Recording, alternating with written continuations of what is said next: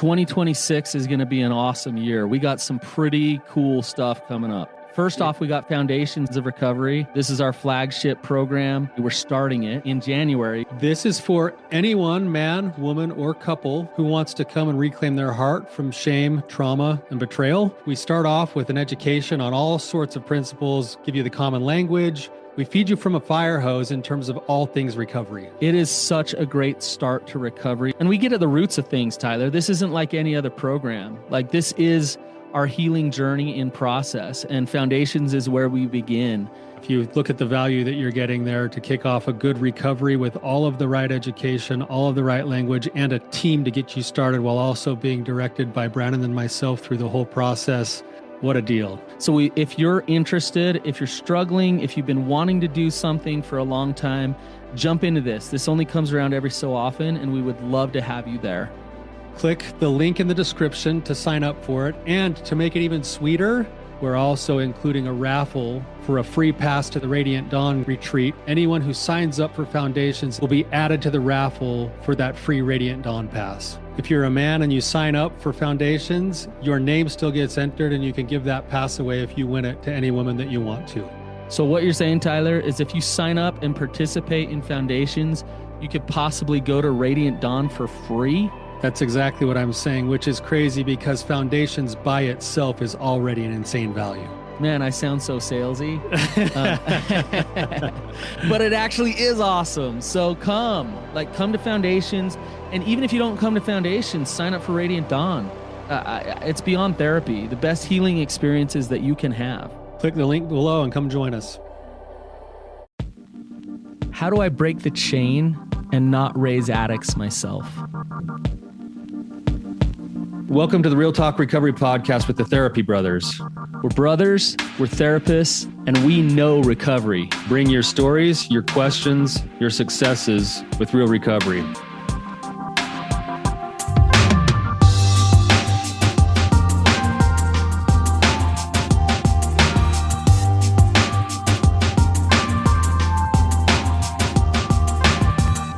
All right, welcome back to Real Talk Recovery. You got another episode here of Brandon going solo. So Tyler's gone. He's having a good time, enjoying his summer, spending time with his kids and his wife and living the dream. That man just lives the dream. So good for him. He's always up in nature, and his other alternate name, he calls himself the wandering therapist. So I don't know where he's wandered off to today. So I just hope he's having a good time, whatever he's doing. So, so speaking of Tyler, our retreat, the Rising Sun Conference, is coming up the last weekend of September in Bear Lake, and it's going to be awesome. So I hope by the time that you hear this episode that there's still some spots available, because it will sell out. So go to risingsun.com and you can find the link there to sign up.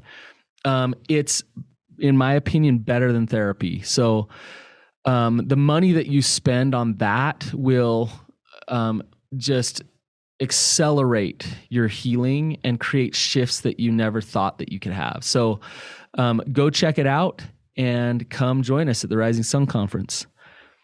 All right, Jesslyn, welcome to the show. Thanks. If you could just give a little bit of background as to what's going on, and then ask any questions that you have. Awesome. Thanks for having me. So I was listening to your episode that dropped today on my walk, thinking I am so grateful for the trauma that I experienced, more, not the trauma, but the therapy after. And so I feel like I got a little bit of a different life than a lot of my siblings, because I was thrown hardcore into therapy as a teenager, going through trauma work and all that kind of stuff. So I'm really grateful for that part. And now as a parent, I have two 2-year-olds. Okay. They're 19 days apart. Wow. One's adopted and one's biological. Holy cow. Yeah. Your life changed dramatically. A little drastically. We found out about her a week before she was born, and I was 34 weeks pregnant. Oh my goodness. It was a little crazy. And for the first 2 weeks of her life, I was still pregnant, and she was going through withdrawal of all the things. They called her the Chuckarama baby because mom took something from everything at the buffet. So, I mean, everything from opiates to, I think withdrawing from caffeine's awful. And she had that too, but alcohol, opiates, weed, coke, heroin, all the things. And we expected to have like a lot of issues with her.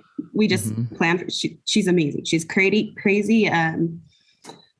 Like academically, she's way advanced, like physically, everything's amazing. But they did kind of say, like you're raising an addict already. She's already gone through that in different ways, I think. But so now I'm raising these 2-2-year-olds and I'm coming into a family. We have 9 kids in my family. And what number are you? 8 out of 9. Okay.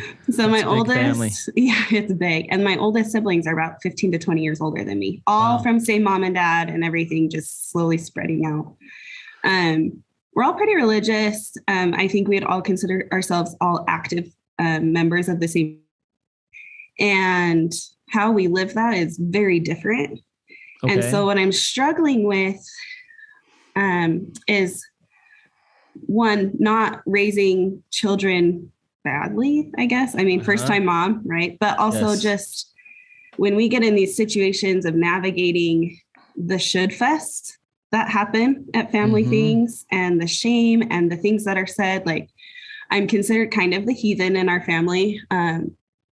I've got extra piercings. I've got tattoos. Oh my gosh. I may swear like a sailor. Oh my goodness. I know I'm going straight to hell. Well, and my mom always just says, save me a seat so we can be there together. My mom's really pretty great about it.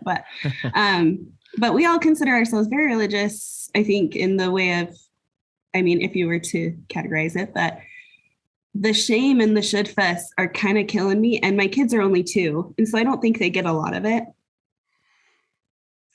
But they are going to. And I mean, their grandkids like 27 and 28.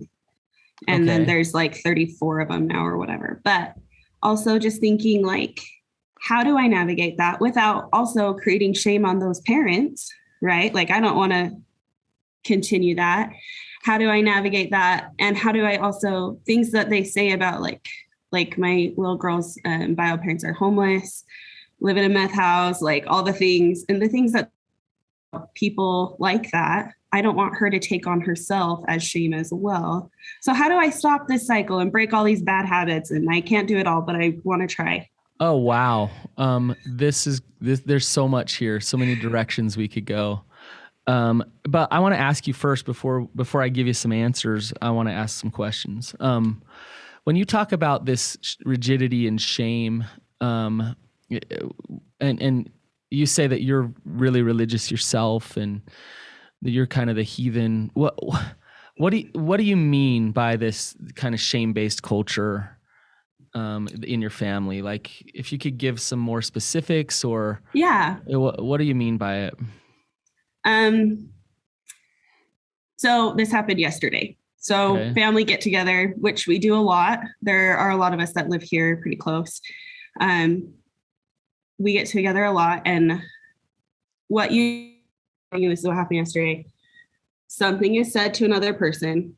That person's triggered. They walk away. I see it happen. I go talk to that person, and we have a really great conversation. But then all these people on the other side are going, "They're so horrible. Can you believe that?" And what it was yesterday was, "I can't believe your mom lets you wear that."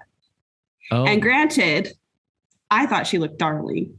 I mean, I would wear it to church myself if I looked as cute as she did. Like, I can't believe your mom would like it was a modesty, like a modesty issue, or things have come up a lot about my tattoos, or how dare you wear a second ear piercing? I mean, look at this. I mean, this is just sending me straight to hell. I can't even look at it. Don't look at it.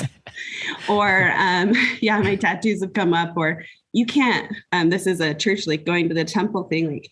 They let you go to the temple with your hair like that. Like, oh, wow. Yeah. Like it's, so lots of things are said, and unfortunately my mom doesn't hear them. And anytime I tell her, she's like, "That was said? Are you kidding me? That's not okay." And she doesn't know how to handle it either. Okay. And she's like, "I wish I could just say, be nice, but I don't think that they're trying to be mean. I think they legitimately think that they're correcting bad behavior. Yeah. So they're Right. trying to help. Yeah, help. Yeah. Right. But there's this culture in the family of, it sounds like you say, rigidity and control. Yeah. Yeah. And like anything outside the norm of what they think is acceptable or ideal or perfect in their minds is like, oh my gosh. And I'm just like, can we like chill for a sec? Yeah. Just chill. So it was like acts of courage to get a second piercing and to like get a tattoo. Like was it, or was it like I don't know. rebellion, or for you? No, it was something I just wanted to do. So I did it. Okay. It just like, and the tattoos were really part of like, you guys talk a lot about this and I love it. It's what like resonates with me. It's like my truth, like something really traumatizing happened. And I got a tattoo that represented my strength and survival after that. I love it. And every time I look at it, I'm happy about it. And I love it. Yeah. So, yeah. I mean, my mom also wants a tattoo. So I don't know if it was really rebellion because my parents weren't like. Your mom sounds fascinating. It sounds fascinating to me. She was raised by Quakers. Oh, wow. And maybe she's the rebel. Maybe that's where I get it. She's pretty awesome. Yeah. I mean, well, it's interesting because she's the mom, yet there's this culture within your family that's still, your mom sounds pretty open and loving and accepting. Very. And yet somewhere along the way, this culture has been kind of installed into your family of, I have like 6 brothers. So which means I have 5 sister-in-laws. Okay. Yeah. So that's really changed a lot, right? Right. And you're in a very religious, conservative environment and culture, right? And coming back to something you said earlier, is maybe their intention is to try to help somebody stay on the straight and narrow path. But I'm glad that you're seeing that things like this lead to shame and self-rejection.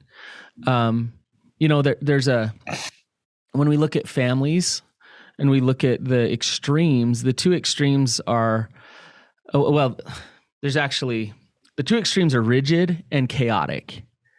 And so on one hand, like you better live the family system no matter what, right? On the other hand is like no connection at all, no structure at all, and just you be you and do whatever the heck you want to do and just whatever, right? And so, and there's actual problems with both and shame with both. So if you're in a rigid family system, you feel like you can't be you. What you have to be is what the family tells you that you have to be. And so instead of me being free and me figuring out who I am, and I better fall into that system in order to be loved. And I see a lot of addiction come from that space because people are numbing their lives out because they can't be them. Yeah. On the other end of it, that chaotic system, a lot of times the child feels like mom and dad don't even care. Like they're not connected to me, and they're not like they could care less. And so, yeah, this is fun. Life's great because I can do whatever I want. But where's that connection to mom and dad? So in the middle, there's structure and flexibility, and that's the space where you really create healthy attachment in a child, is where they know that they're seen, they know they're loved, they know there's structure there, but there's enough flexibility in that space for them to explore who they really truly are. And it doesn't sound like or seem like, Jesslyn, that your family is totally rigid, because your mom is like, right. But it sounds like there's some people in the family who want to be, who pull, right? And when there's an enmeshment mixed with that rigidity of like, hey, we all got to be the same, that's where it becomes stifling, right? And so for I want to come back to a couple of your questions. For your first question is, how do I raise my girls to not be addicts, right? Girl and boy. I got it both. I got figured it both out. Oh, wow. Okay. That's awesome. No pressure. Yeah, seriously. So before I even get into that, the first thing I want to say is you went from no kids to 2 kids, okay? A natural thing to feel is overwhelmed and like, I don't know what in the world I'm doing. Like, I'm failing all the time and what is going on here? That's a totally normal feeling that you're having, okay? And have you ever raised little kids? Yeah, no, I'm like, first time mom. I don't know what I'm doing. And so the first thing you need to learn how to do is apply a little grace to yourself and realize that you're going to mess up and you're not going to be the perfect mom. And the best moms don't try to be the perfect mom. Right. Okay? So you start with that first, okay? And then try to create an environment of love by having enough structure and enough flexibility and really nurture and foster self-discovery for your children. They're going to be very different. Just from the get-go, they're different. It's kind of amazing. Yeah. That's awesome. Like, it's awesome. Yeah. So let them be different. It's awesome. And honor that and support them but still have enough love there that there's some structure, right? They still need to do their chores when they grow up. Like, not when they grow up, as they grow up. They do it now. Yeah, good. Yeah, get them started now. They love it. Right. They still having that structure there in your family is important, right? What they don't need is, and I'm just going to say it this way, rigid, judgmental beliefs about who they should be. Okay? Because that is in direct contradiction of them figuring out who they really truly are. Right. You understand what I'm saying? Yeah. So you've gotten both in your life, Jesslyn. You've got kind of the opposite of it from your mom, but in your family, you've experienced it, right? Yeah. So it's interesting because it doesn't feel like you're like resentful or angry or bitter at your family at all. Yeah, no, I'm not. But it bothers, but you see the dysfunction and the unhealthiness of it. Yeah. But I mean, I have tools that the past 4 family gatherings, we've been in the car on the way home. And I look at my husband, I'm like, so we're going to be out of town next holiday, right? Because I have those tools from therapy where I go home and I have to like walk through like, okay, this is what they're like, having compassion and empathy for them. Where do I stand? What do I believe? How am I going to express that? And like, then I kind of get, so I don't have the hard feelings towards them, but I do get stuck on in the moment. What the hell do I say? I shut it down. Is that creating more shame? Like, what do I do in that actual moment? You know what I mean? So you started therapy at a young age, you say? Yeah, 14. Okay. And would you say that with your religious beliefs that you're somewhat nuanced? Well, how do I say that? You're like, you don't just drink all the Kool-Aid and you can kind of look through a lens and feel things out and see what works for you and what doesn't. Is that? Yeah. I mean, you tell me, Brandon, do I seem like I drink the Kool-Aid? Well, and I think that's the struggle, right? Because if you drank the Kool-Aid fully, you'd go to those family parties and you'd lap it up. Yeah. Like, this is great. Hey, let's make sure we're all heading, holding to the rod perfectly here together. Right. And so that way. Yeah. There's have you ever heard of Fowler's stages of faith? Probably not. It's let me explain it really quick. And if you go back to an episode that I did a couple years ago with Tony Overbay, it's like the 3rd episode that I ever did. Back when it was the Ask Brandon Anything show. No, I listened to it. With Tony Overbay. And he talks about Fowler's stages of faith. And the reason I bring this up is because it's really applicable to you and your situation here. And I'll go over this really quickly. and Tony does a much better job at explaining this than I will right now. But he talks about how we go we look at faith crisis wrong. We call it a faith crisis, when in reality it's not really a crisis of faith. It's more stages of development. So as we progress along in our life, we develop in certain ways spiritually and in our faith. And so, stage one, like, it is where your kids are at right now, 2-year-olds. You tell them the Easter Bunny's real and they think, well, that's crazy. That's amazing.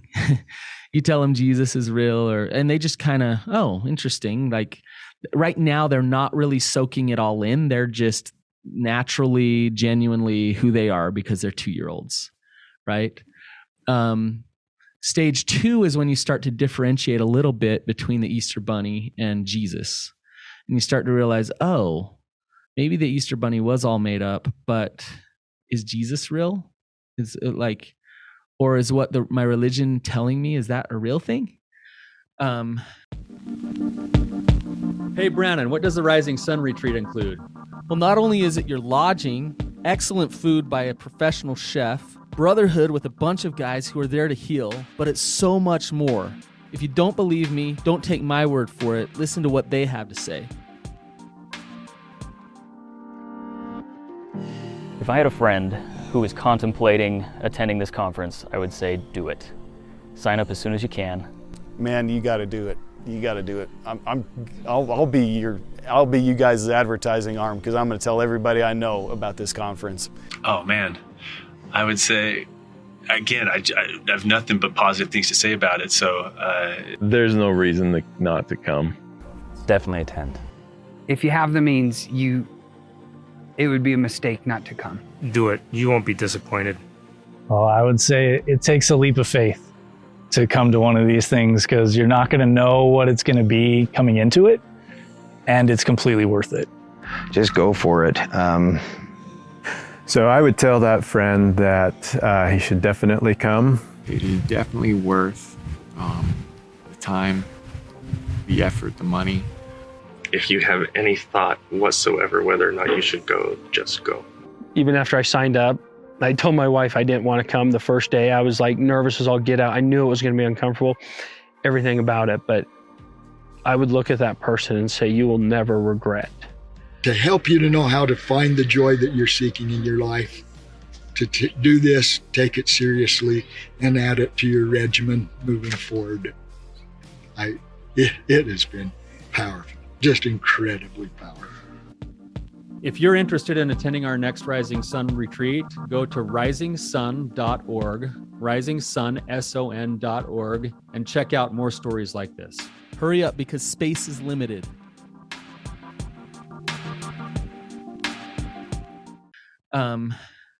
Stage 3 of development is when you start to drink the Kool-Aid, lap it all up. So that's when you become very rigid in your beliefs. So there's this one way. I believe in this religion. It is the only way, and that's what I believe, and that's how we get back to heaven, and that's how I be righteous, and that's what I want to live, and that's what I choose. And stage 3 usually starts to really solidify in adolescence and early adulthood. But then a lot of times someone will stay in a stage 3 for their entire life. So that's where they're at, and they don't see outside of it very much. And that's okay. That's some stage 3 people really feel good there and have great life living in that stage 3 stage of development. Stage 4 starts to question and doubt and kind of look at some things. And sometimes a stage 4 can become kind of bitter and angry and fight back with the stage 3s, right? So a stage 3 will try to pull a stage 4 back into being a stage 3 because this is the way. And a stage 4 will try to pull the stage 3s into becoming stage 4s, right? And what happens is when they have that interaction, they usually dig their heels in both sides. And so what beyond stage 4 is a stage 5. And what stage 5 is where you get to a place where it's okay for everybody to be right where they need to be. They're on their own journey and I'm on my own journey. And so I'm not bitter and angry toward what, the religion or whatever has made me be. I'm actually grateful for all the things that I've learned, and I can accept that brother or sister-in-law or whoever is right where they're at. But I also know that they can't control me and they can't force me to be anything or do anything that I don't want to do in terms of my faith and my spirituality. So that's a stage 5. Okay. And then stage 6 is like enlightenment. It's like, you're like Jesus. You're like, you're like, that's where we want to be. Doing really good. Yeah. And so I know that took a little while for me to go over, Jesslyn, but brilliant. Yeah. The reason why I'm bringing it up with you is because can you see these dynamics going on in your family? Absolutely. Yeah. And I'm actually feeling a bit of stage 5 coming from you, but not knowing how to navigate with the stage 3s in your family. No idea. Right. Not a clue. Yeah. And so just because you're stage 5 doesn't mean that you don't have boundaries with your family, right? So you can love and appreciate them for where they're at and support them in being in that stage 3. It doesn't mean that you have to bite your tongue and play along and do exactly what they do. And a stage 4 would rage against them. A stage 5 would say, maybe going to that family event won't work for us because I kind of know how it would go, and that I don't want my kids to be taught those things. And so I'm good not going. And that would affect your relationship some, but not from your end. You can still love them and accept them for where they're at. They can judge you and they can do all this stuff. Whatever they need to do, they need to do. And that's your boundary. Your boundary is saying, I know where I stop and they begin. And so if they need to gossip or worry about me or what, they can do that. That's fine. I'm okay. I know where I'm at. Do you see that? Okay. Sometimes you're at a family party and let's say somebody starts, ripping on double piercings in their ears, right? It's so funny that this is even a thing that we're talking about. I know. It's so dumb. But I totally get it, right?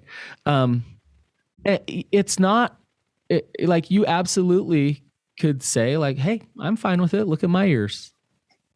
Yeah, I really don't think it's that big a deal. And you can disagree. And they might say, well, the prophet or whoever said you shouldn't, or, and that's fine. They can believe that. And your voice could still be heard in that moment by maybe a little kid walking by. Mm-hmm. You see what I'm saying? Yeah. It sounds like you and your mom want to bring more openness into the family. Yeah, and my dad too. Your dad too? Oh, really? Yeah. My dad just doesn't want to offend anybody. And so he gets really worried about saying anything. And my mom and I offend everyone and say all the things. So, no. Yeah. And what's your job with your siblings? Is it to convince them otherwise? No. Okay. Is it their job to force you back into the straight and narrow? You saying I'm off? What's that? You're saying I'm off the straight and narrow? Well, according in their eyes, it sounds like according to them, yeah, you are, yeah. Right? Is it their job to help you back on? No, I don't think so. I think they do. Okay. Yeah. So that's how I see it too, is they might think that, and here's a boundary for you. So if they come correct you because you have a tattoo or you did this thing or that thing, what can you say? Well, my usual response is, well, don't you believe that God gave us agency? They don't appreciate that response much. Well, and what if they say, yeah, and with that agency, you've made the wrong choice? I usually just say, well, that's your opinion. Okay.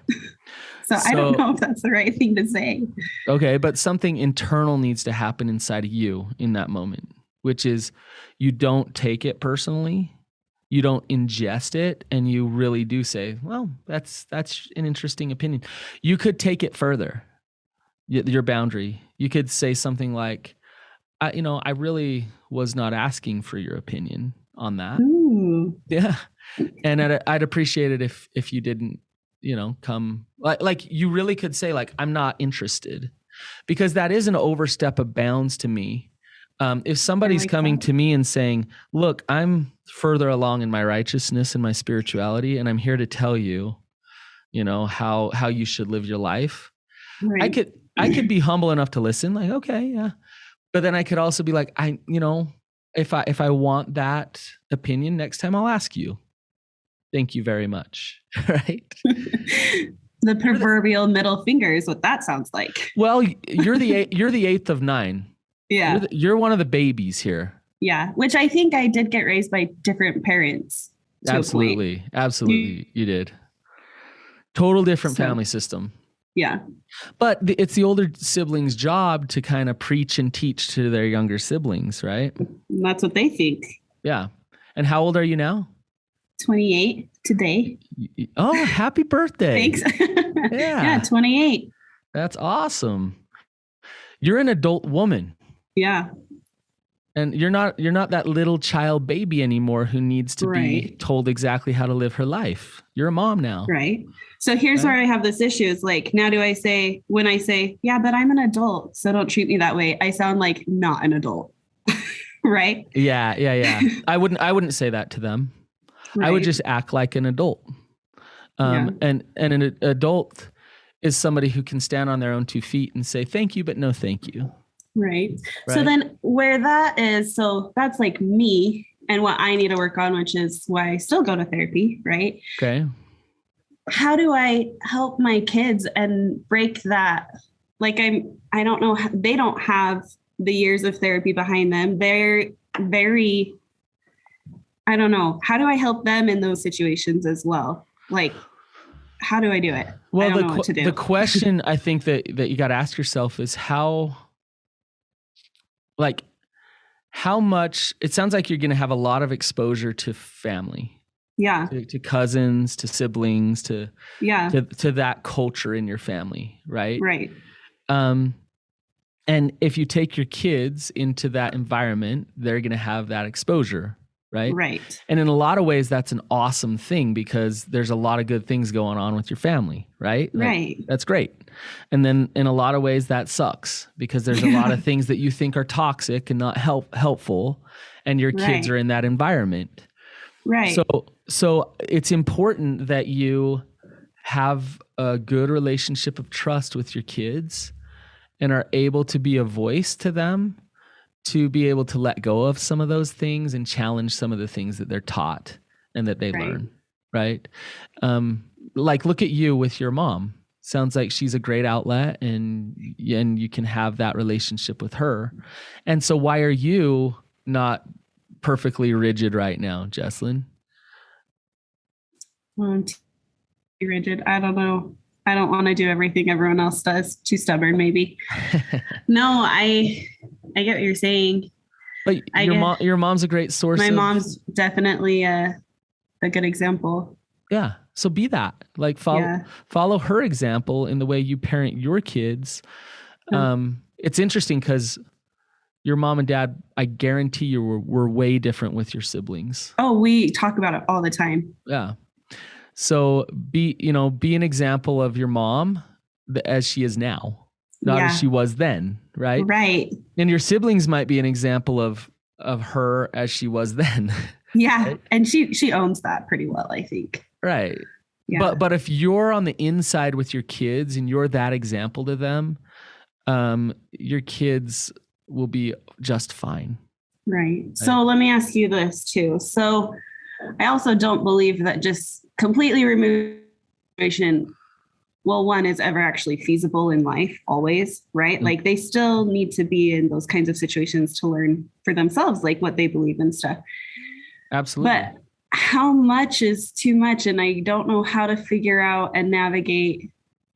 And when people say things to my kids, a lot of things that are frustrating are when they say things to the children about the parents, right? How do we address that? Like, I don't know how to go about, like, a lot said, like, can't believe your mom lets you wear that. I'm like, she's 18. No one cares. Or your mom lets you do that. I can't believe that's happening. That to me is disrespect. So I agree. If someone were doing that to my kids, we would have a talk. So what's that talk look like? Because that's what I'm trying to figure out how. And a lot of times I hear it's not my kid, but I'm worried it's going to be my kids. And I know sometimes it is. And a lot of times it's cousin to cousin because they're repeating what they heard their parents say a lot. You can tell, when they're just repeating what they heard at home. And that's a little more difficult cousin to cousin. But I would absolutely have a talk and say, hey, if you're going to talk to my child about the way that I'm parenting them, please come talk to me instead. Okay. Right. Because think about what the boundary is here, Jesslyn. So if we were to get down to the value that's being taken from you or broken, why does it bother you if say a sibling makes a comment to a child about the way their parent is parenting? Why does that bother you? What doesn't work for you in that? It is somewhat trying to instill distrust between that child and parent. Okay, and you value supporting a parent and a child to have trust and with each other, right? So when you're undermining that, right, that's disrespectful. Right. Like here's another example. So I was telling my kids, we got to get off the tramp. It's time to go, and a cousin says, well, you should tell them that you're leaving without them. Yeah. And I was like, I don't say that to my kids, but thanks. Hey guys, we're going, let's go, Yeah. And so I love what you've said. Like a small thing with another parent. Hey, if you have an issue, come talk to me. But the cousins are repeating it to cousins or to me. And I don't know I don't want to perpetuate a bad circle there either, where I'm being the mean parent now. Like, sure. Right. Like on the opposite end, like, I don't want to be like to that cousin, like, well, your parents shouldn't say that to you. Right. Because I don't want to do what they're doing that I don't like. Right.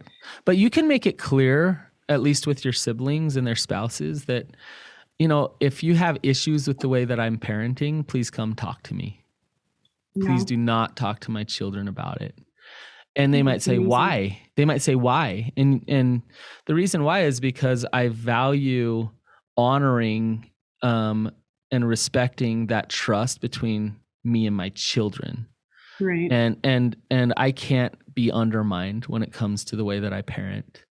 Oh, I love that. And now here's the thing, Jesslyn. What if they say, yeah, no, I agree. And then they keep doing it. Yeah, they keep doing it. and so this is where the boundaries get hard, is for you to say, I'm not going to be able to be around as much if that is happening all the time. Right. Because you maintaining that trust with your children is more important than anything. Oh, for sure. Right. And that's hard. You're not the one separating from them. You're the one just saying, if there's toxicity there, I'm not going to engage. And unless you can look at that and not be toxic, I can't be around as much as I am. And I know that sounds harsh, and I know that sounds a bit like an ultimatum, but that's you just protecting that truth that's so important to you. Right. So I'm not crazy that this is way over the line, in my opinion. No. Okay. Your family sounds very enmeshed. And enmeshed families are great. I mean, but you're probably pretty tight. You're close. There's connection there. Some, but not on other, because there's so many of us. So many of us. So yeah. But yeah, when I say enmeshed, over the line, when, there's got to be space for individuality And if there's little tiny space there, but not much, that's a problem.